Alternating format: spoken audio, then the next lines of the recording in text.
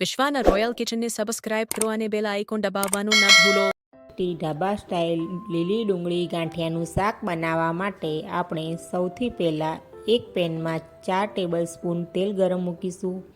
1 tablespoon રાઈ, 1 tablespoon જીરું, half tablespoon હિંગ, 10થી 12 લીમડાના પાન, 1 ટેબલસ્પૂન લસણની પેસ્ટ, 1 ટેબલસ્પૂન આદુની પેસ્ટ, 3 નંગ લીલા મરચાં સમારેલા નાખી મિક્સ કરી 1 ડુંગળીની પાતળી સ્લાઇસ કરેલી નાખીશું.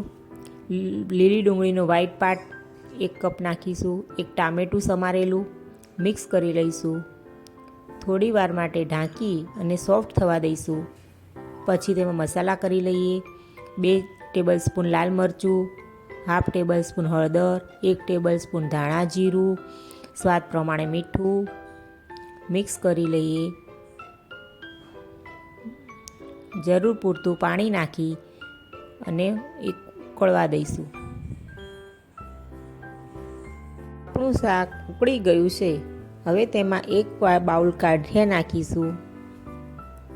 મિક્સ કરી લઈએ. પછી તેમાં લીલી ડુંગળીનો લીલા પાનનો ભાગ ઝીણો સમારેલો, કોથમીર નાખી મિક્સ કરી લઈશું.